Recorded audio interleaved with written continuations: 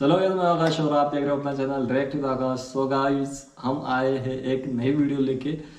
Video का title जो है उसका नाम है सीक्रेट टापू बना रहा है भारत चीन को मुंह तोड़ जवाब। समथिंग जो टाइटल है वो हम देखेंगे आगे वीडियो में क्या दिखाया हुआ है टापू के बारे में जो उन्होंने बोला है शायद इस वीडियो में। तो वीडियो को शुरू करने से पहले आपसे एक रिक्वेस्ट करनी है, तो वीडियो पसंद आई तो वीडियो को लाइक शेयर चैनल को सब्सक्राइब जरूर करना ताकि अगली वीडियो की नोटिफिकेशन आपको जल्द मिले। तो चलिए शुरू करते हैं वीडियो को।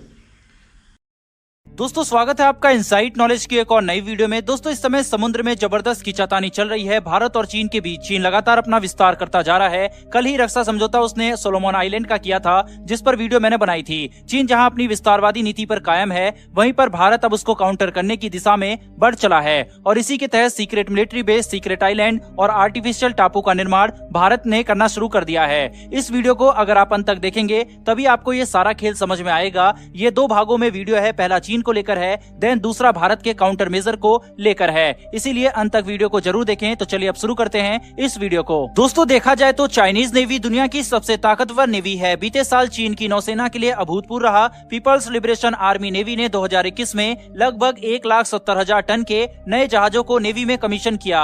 हर साल इस तरह के जहाजों की आमद से लैस होने वाली चीन की आर्मी दुनिया की सबसे आधुनिक और सक्षम नौसेनाओं में से एक बन गई है। आधुनिकता और अपनी सेना को मजबूत बनाने के मामले में चीन ने सभी एशियाई नौसेनाओं को पीछे छोड़ दिया है और इस बात को झुटलाया नहीं जा सकता।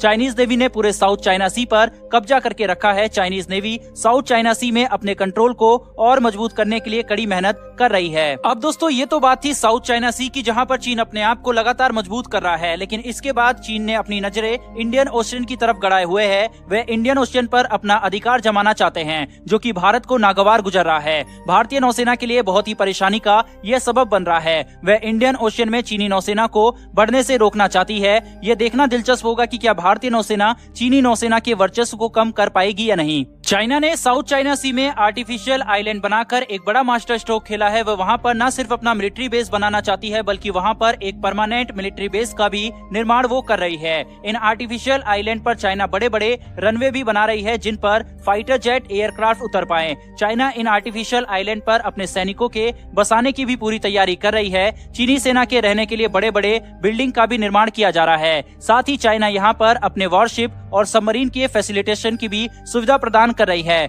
कुल मिलाकर चीन की नीति को देखते हुए ये कहा जा सकता है कि चीन एक बड़ी तैयारी कर रहा है। लेकिन अब सवाल ये उठता है कि चाइना ऐसा कर क्यों रहा है। तो इसके कई कारण है। पहला ये कारण है कि साउथ चाइना सी में ऑयल और गैस का एक बड़ा भंडार है। इन आर्टिफिशियल आइलैंड के निर्माण के साथ ही चाइना इन पर अपने सॉवरेनिटी का भी दावा कर रहा है। इस दावे से चाइना इन आइलैंड के 200 नॉटिकल माइल के इलाके को अपने एक्सक्लूसिव इकोनॉमिक जोन बनाना चाहता है जहां सिर्फ और सिर्फ चाइना ही तेल और गैस निकाल सकेगा। चाइना इन नेचुरल रिसोर्सेज पर अपना अधिकार जमाना चाहता है और इसके जरिए वह विश्व के अन्य देशों के साथ बार्गेनिंग कर पाएगा।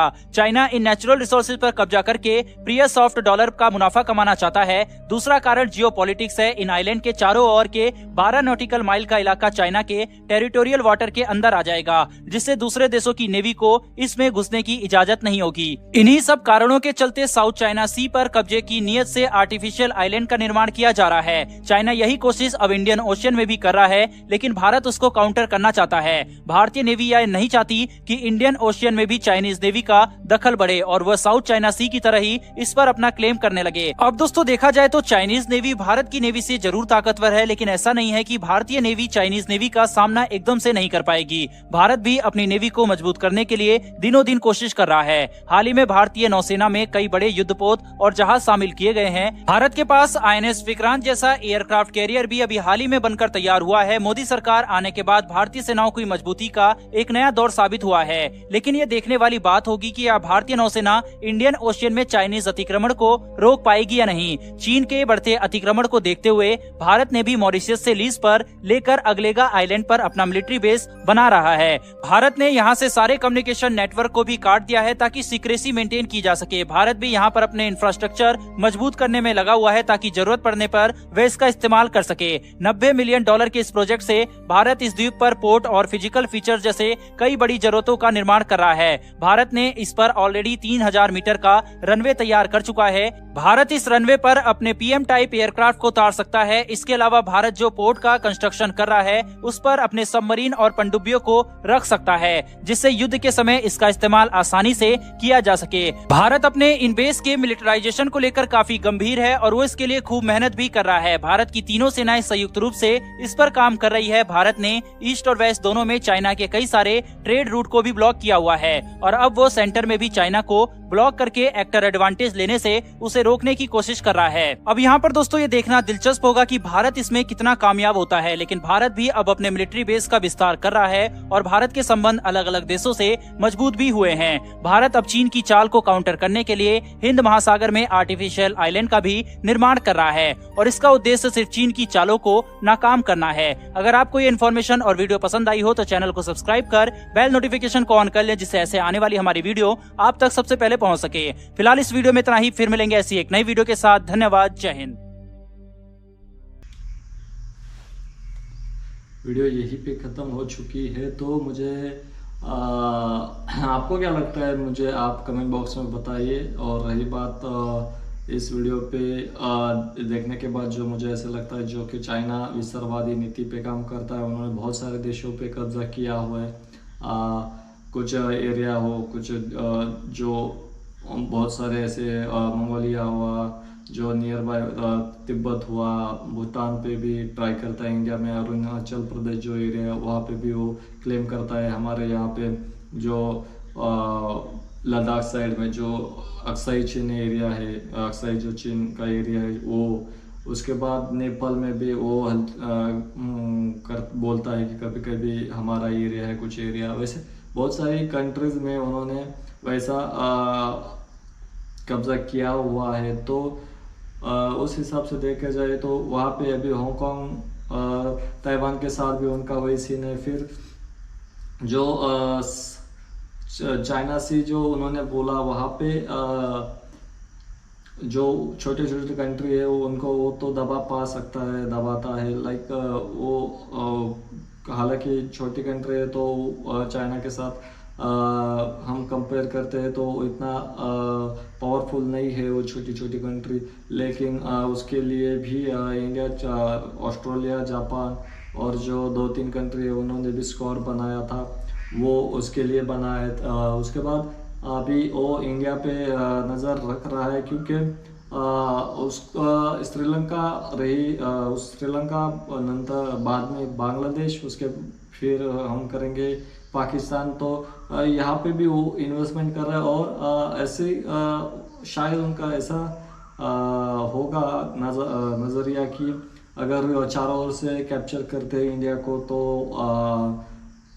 काबू में कर सकते हैं, या कोई इन फ्यूचर कुछ होता है तो इंडिया पे अटैक करने का इजीली हो सकता है, ऐसा कुछ उनकी थिंकिंग होगी। तो इसके वजह से इंडियन नेवी जो आर्टिफिशियल जो टापू बना रहे हैं तो वो बनाने चाहिए, ज़्यादा मीन्स मोटे तौर पर बनाने चाहिए, क्योंकि जैसे चाइना भी बनाता है, बहुत सारी जगह पे उन्होंने किया है, तो उनको टक्कर देने के लिए ये चीज़ें करनी ज़रूरी है।